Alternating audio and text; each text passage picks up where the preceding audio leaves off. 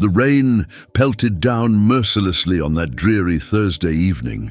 I was hurrying to my car in the courthouse parking lot when I noticed him, an elderly man struggling to walk, his thin frame shaking violently in the downpour. His clothes were soaked through, clinging to his frail body as he clutched a worn leather briefcase. "Sir, are you all right?" I called out, jogging toward him. He looked up, raindrops streaming down his weathered face. His eyes, though, there was something in them. A quiet dignity despite his current state. "I'm fine," he replied, his voice surprisingly steady. "Just need to make it to the gate." I glanced at the courthouse exit nearly 100 yards away. "That's quite a walk in this weather. Let me help you." Without waiting for permission, I removed my coat and attempted to place it over his shoulders. He refused with a gentle but firm hand. "Keep your coat, young man. I don't need charity." "It's not charity, sir. It's just common decency." The man studied my face for a moment, then nodded slightly. "Very well. I would appreciate your arm, though." I offered my arm, and he gripped it with surprising strength. As we walked slowly through the downpour, I noticed he was limping significantly.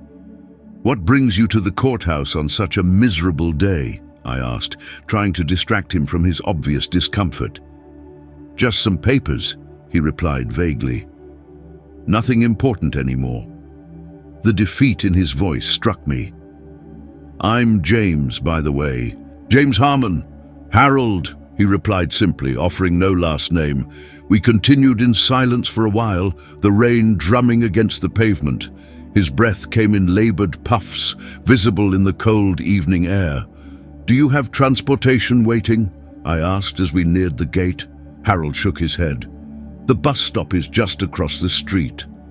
I looked at the nearly empty street, the dark bus stop offering little shelter from the elements.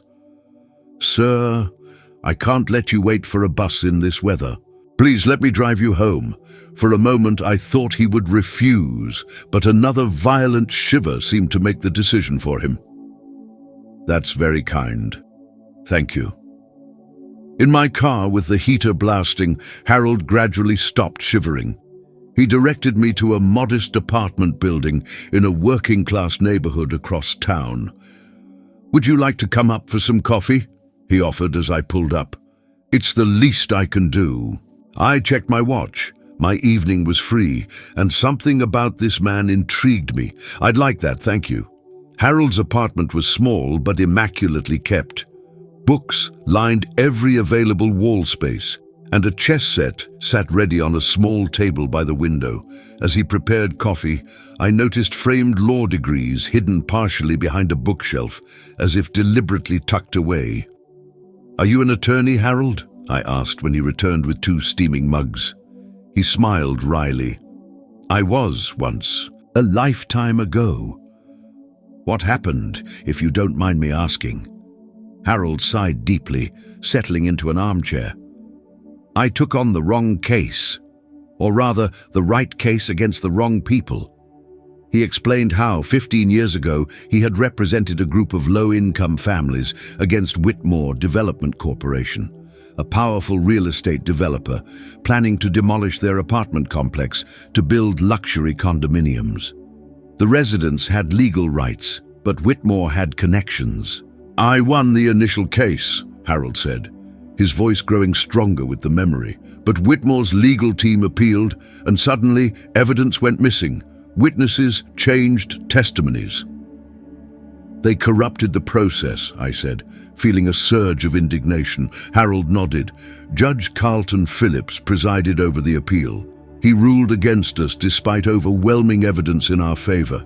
The families lost their homes." "And you lost your career," I guessed.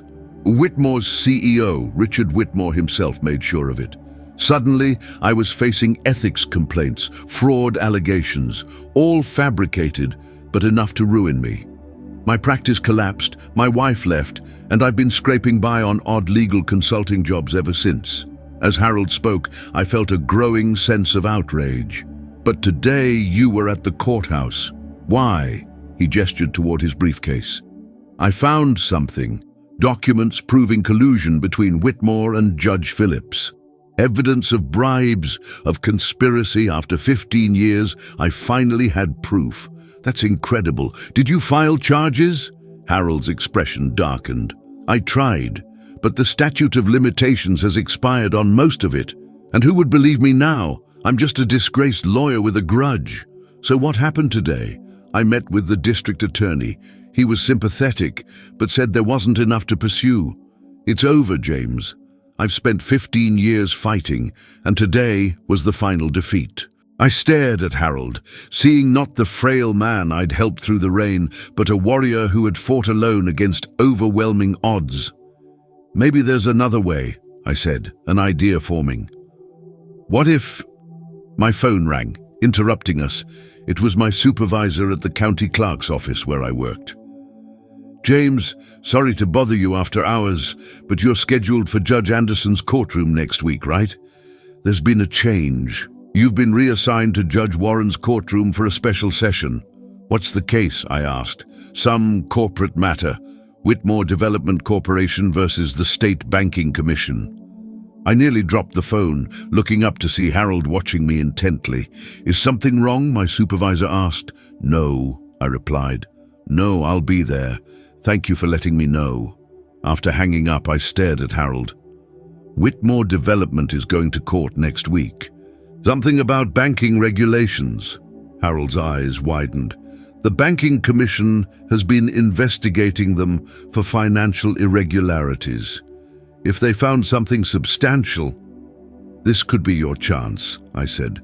Not for the old case, but to finally see Whitmore face consequences. Harold shook his head. I have no standing in that case. I can't even get in the courtroom. I smiled. But I can. I'm the assigned court clerk for that very case.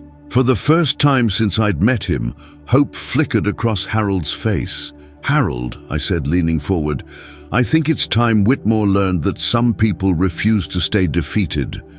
Will you help me understand exactly what we're dealing with? Harold hesitated, then reached for his briefcase. You realize what you're suggesting could risk your career too. Some things are worth fighting for, I replied. Now tell me everything. As rain continued to batter the windows, Harold began explaining the intricate web of corruption he'd uncovered. Little did I know that in 1 week, everything would change for both of us. The courtroom fell silent as Judge Warren entered, a tall, stern woman known for her uncompromising adherence to the law. As the assigned clerk, I sat to the right of her bench, organizing the day's dockets. My eyes kept drifting to the prosecution table, where the Banking Commission's attorneys sat confidently, and then to the defense table, where Richard Whitmore himself sat alongside his legal team. Whitmore was exactly as I'd imagined from Harold's description. Mid-60s, expensive suit, the arrogant demeanor of someone unaccustomed to being challenged. He didn't even glance at the gallery behind him, filled with reporters and spectators interested in the high-profile case. All rise for case number 2025, CV 4872, Banking Commission versus Whitmore Development Corporation, I announced, trying to keep my voice steady. As the attorneys began their opening statements, I noticed movement at the back of the courtroom. The doors opened quietly, and Harold entered. He looked different today, standing straight, his silver hair neatly combed, wearing a well-pressed suit that had likely been his daily attire in his practicing days. Our eyes met briefly, and I gave him an almost imperceptible nod. The Banking Commission's lead attorney, Sarah Chen, laid out the allegations. Whitmore Development has systematically engaged in fraudulent lending practices, falsified environmental impact statements, and bribed officials to bypass regulations. Whitmore's attorney, a slick man named Gregory Phelps, scoffed at these claims. The commission has produced no evidence of wrongdoing. This is a witch hunt against one of our city's most successful businesses. Judge Warren remained impassive. The court will hear evidence, not assertions, Mr. Phelps. The morning proceeded with technical testimony about banking regulations. During a brief recess, I approached Harold in the hallway. "They're dancing around the real issues," he whispered. "Whitmore's team knows exactly how to obfuscate the financial details." "What do we do?" I asked. Harold slipped me a small note. "The banking commission needs to focus on the Carson Street development permits. That's where the most blatant fraud occurred." When we reconvened, I managed to place the note where Sarah Chen would see it as she approached the bench. She glanced at it, her expression unchanging, but when she returned to questioning, she shifted focus, exactly as Harold had suggested.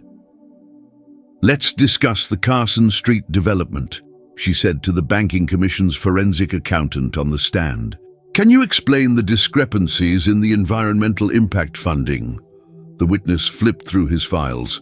"Yes, Whitmore Development reported allocating $2.7 million for environmental remediation as required by law. However, our investigation shows only $340,000 was actually spent. The remaining funds were diverted to offshore accounts." Whitmore visibly stiffened. Phelps quickly objected. "Speculation, Your Honor. The witness cannot know the purpose of those transfers." "Actually," the accountant continued, "we have traced those funds. They were ultimately transferred to a company called Oceanic Holdings, which then made payments to various individuals." Judge Warren leaned forward. "And who owns Oceanic Holdings, Mr. Davidson?" "According to our investigation, Oceanic is a shell corporation owned by Carlton Phillips." A murmur swept through the courtroom. Judge Warren banged her gavel. "Order!" "Carlton Phillips, the former judge?" she asked. "Yes, Your Honor." Richard Whitmore's face had gone pale. He whispered urgently to his attorney, who looked increasingly concerned. Sarah Chen continued, "We have evidence of regular payments from Oceanic Holdings to Judge Phillips from 2010 through 2020, coinciding with several favorable rulings for Whitmore Development." I risked a glance at Harold. He sat perfectly still, his expression unreadable, but his hands were clasped tightly in his lap. The testimony continued through the afternoon, each revelation more damning than the last. By the end of the day, Richard Whitmore's confident demeanor had crumbled. Judge Warren ordered a continuation for the following day and instructed both parties to prepare for additional questioning about the Phillips connection. As the courtroom emptied, Harold remained seated. I lingered at my desk, pretending to organize papers until we were nearly alone. "How did you know?" I asked him quietly. "About Carson Street being the key?" Harold gave a small, sad smile. "Because that's where the families I represented lived. Whitmore used the same playbook there that he used 15 years ago. Will you be back tomorrow?" "I wouldn't miss it," he replied. The next morning, an unexpected commotion greeted me as I arrived at the courthouse. News vans lined the street and reporters clustered around the entrance. Inside, security had been doubled.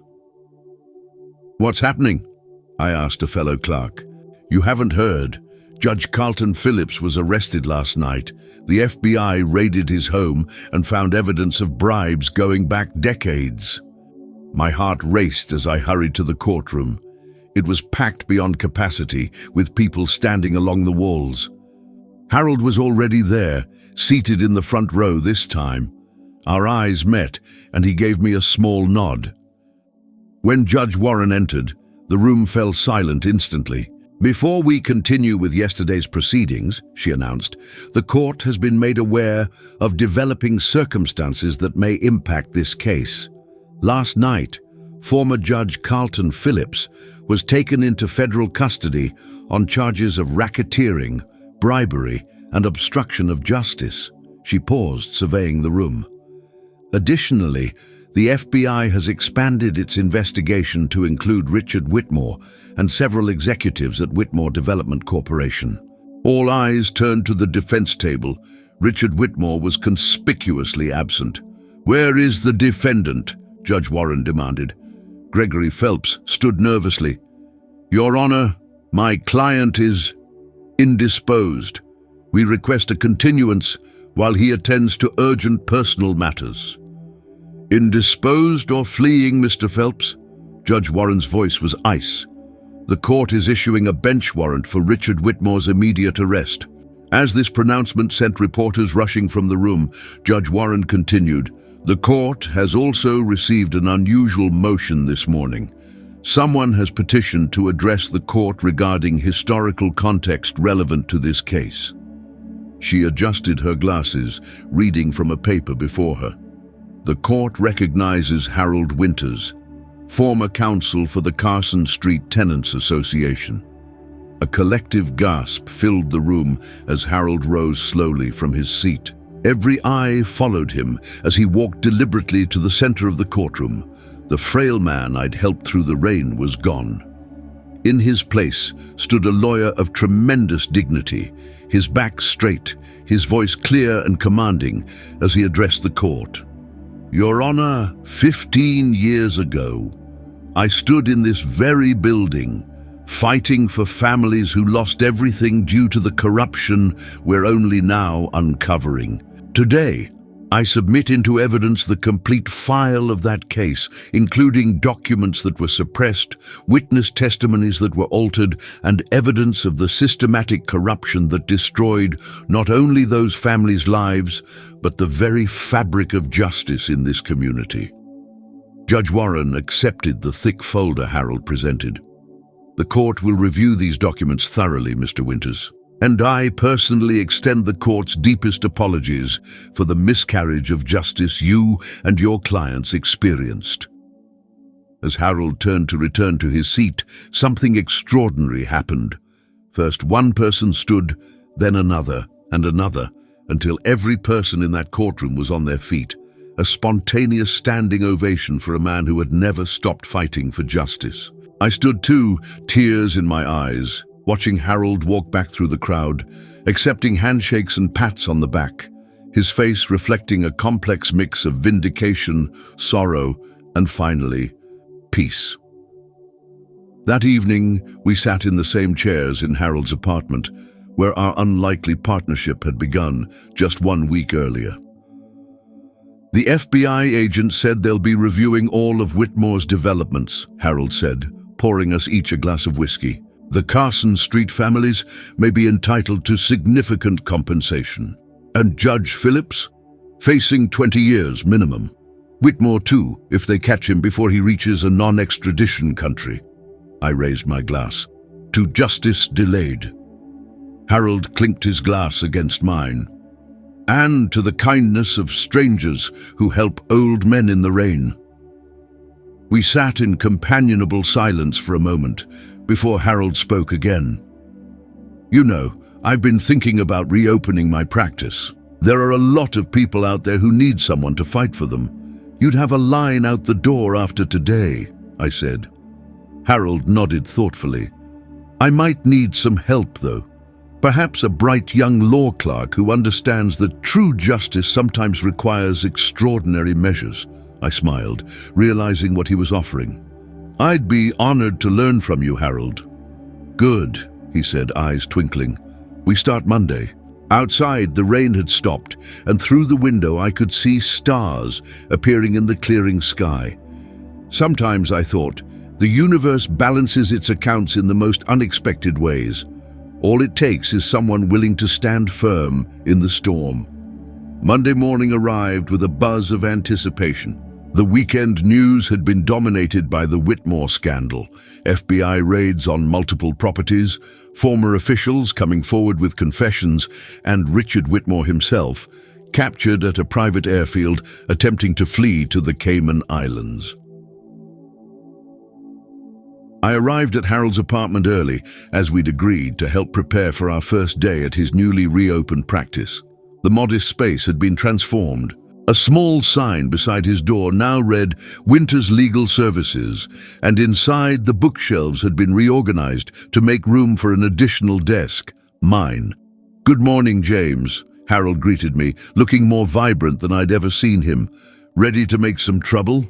"Always," I replied with a smile. As we sorted through paperwork, Harold's phone rang constantly, former colleagues offering congratulations, journalists seeking interviews, and most importantly, potential clients. By noon, we had scheduled consultations with 3 former Carson Street residents and 2 small business owners who claimed they'd been strong-armed by Whitmore's company. "We'll need to be selective," Harold cautioned. "Our resources are limited."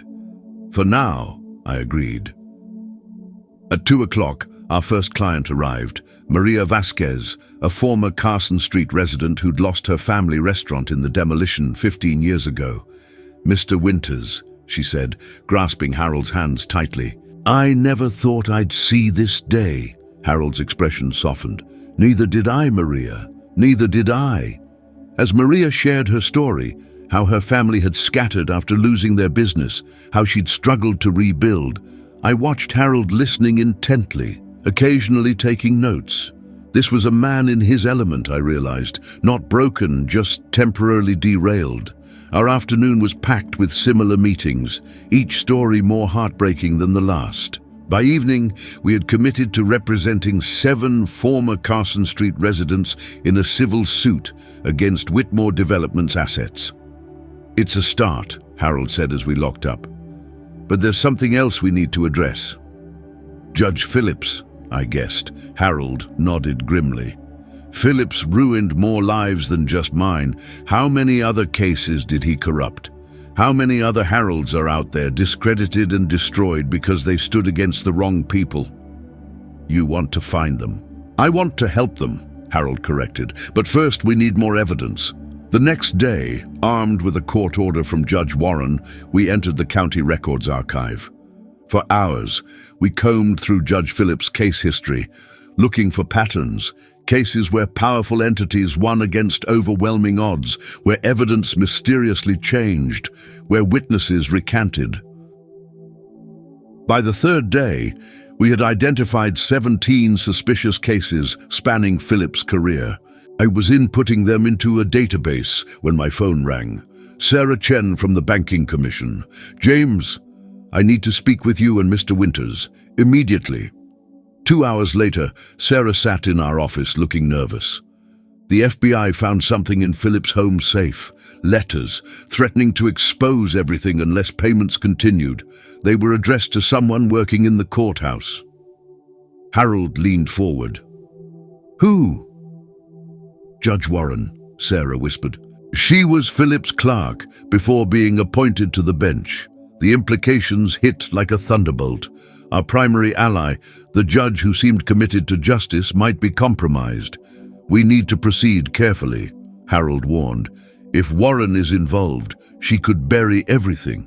Or she could be another victim," I countered. "These letters might have been leverage against her." Harold considered this. "Either way, we need to know." That evening, we reviewed Warren's history, finding no suspicious rulings or unexplained wealth. If anything, she had a reputation for ruling against corporate interests. "I think she's clean," I concluded. Harold nodded slowly. Then why was Phillips threatening her? The answer came the following morning, when Judge Warren herself appeared at our door, looking exhausted. "I know why you've been investigating me," she said without preamble. "I would be suspicious too." She handed Harold a folder. "Carlton Phillips was my mentor, but I discovered his corruption early in my career. These are copies of evidence I've been gathering for years. I never had enough to move against him until your case broke everything open." Harold examined the documents, photographs, financial records, meeting notes, a meticulous chronicle of corruption. "Why didn't you come forward sooner?" I asked. Warren's expression hardened. "Phillips threatened my family. But I never stopped watching, waiting for the right moment." As she turned to leave, she paused. "The Judicial Review Board is reopening every major case Phillips ever presided over. They'll need experienced attorneys to help." "Interested?" Harold smiled. "We'll clear our schedule." After she left, Harold sat heavily in his chair. "It's bigger than we thought, James. This could take years." I looked at the wall where we'd pinned the names and photos of Phillips' victims. "Then we better get started." The Judicial Review Board hearings began 3 weeks later. The grand ballroom of the city courthouse had been converted into a special proceeding room with tables arranged in a large square to accommodate the 12-member panel, attorneys and witnesses. Harold and I represented 4 plaintiffs whose cases we believed had been corrupted by Phillips. Our first client was Dr. Eliza Morrison, an environmental scientist who had been discredited after testifying against a Whitmore development project 8 years ago. After the case, I couldn't find work anywhere, Dr. Morrison testified. My research was questioned, my credibility destroyed. I eventually had to leave the field entirely. Similar stories emerged throughout the day, careers ruined, lives upended, all because they had stood against powerful interests protected by Phillips. During a lunch break, a court officer approached our table. "Mr. Winters, there's someone who wants to speak with you, in private." The officer led us to a small conference room where a man in an expensive suit waited nervously. I recognized him immediately. Gregory Phelps, Whitmore's former attorney. "I want to make a deal," he said without preamble. Harold's expression remained impassive. "We're not prosecutors, Mr. Phelps." "But you have influence with them now," Phelps insisted. "I have information, names, dates, recordings, everything Phillips and Whitmore didn't want found." "Why come forward now?" I asked suspiciously. Phelps looked down. "Self-preservation, honestly. But also, I've spent 20 years helping terrible people hurt good ones. Maybe it's time to balance the scales." Harold studied him for a long moment. "We'll arrange a meeting with the district attorney, but I want everything you have, not just what's convenient." By the end of the week, Phelps' information had expanded the investigation to include 3 additional judges, a former mayor, and numerous business executives. What had begun as one man's quest for vindication was becoming the largest corruption probe in the city's history. 1 month into the hearings, we received our first major victory. Dr. Morrison's case was officially overturned, her scientific findings reinstated, and Whitmore Development ordered to pay $4.2 million in damages. Similar rulings followed rapidly for our other clients. On a rainy afternoon, reminiscent of the day we first met, Harold and I stood on the courthouse steps after winning our 8th consecutive case. Reporters crowded around, shouting questions. "Mr. Winters, how does it feel to be vindicated after 15 years?" Harold adjusted his glasses thoughtfully. "This isn't about vindication. It's about restoration of lives, careers, and faith in our justice system." "No, what's next for Winters Legal Services?" another called out. Harold glanced at me, then back to the reporters. "We're expanding. Our firm will now specialize in cases of systemic injustice and judicial misconduct, and I'm pleased to announce that James Harmon, once my assistant, will be joining as a full partner after he completes law school." This was news to me. I stared at Harold in surprise as cameras flashed. Later, as we walked to our cars, I finally found my voice. "Harold, I'm not in law school." "Not yet," he replied with a smile, "but I've taken the liberty of submitting your application to my alma mater. You have an interview next week." "I can't afford—" "It's covered," he interrupted. "A special scholarship for individuals who have demonstrated extraordinary commitment to justice." "Harold, I don't know what to say." He placed a hand on my shoulder. "Say you'll continue the work we've started. There will always be powerful people who believe themselves above the law, and there will always need to be someone willing to stand against them." 6 months later, I sat in my first law school class, thinking about how a simple act of kindness in the rain had changed everything. My phone vibrated with a text from Harold. "Carson Street case settled, $47 million for the families. Justice delayed but not denied." That evening, I visited the site of the former Carson Street apartments, now an empty lot awaiting redevelopment. Maria Vasquez stood beside me, looking at architectural renderings, a new community center, affordable housing, and at its heart, a restored version of her family restaurant. "We're naming it Winter Square," she told me, "to remind everyone that one person with enough courage can change everything." As rain began to fall softly around us, I thought about Harold, not the frail man I'd helped through a storm, but the warrior who had never stopped fighting, even when standing alone. And I thought about how sometimes the most powerful acts of justice begin with the simplest acts of kindness. In the distance, construction equipment was already arriving, ready to build something new from the ruins of the past. Just as Harold and I had done with our lives, just as the Carson Street families were doing with theirs. Sometimes the arm you offer to someone in need ends up being the very support that helps you find your own purpose.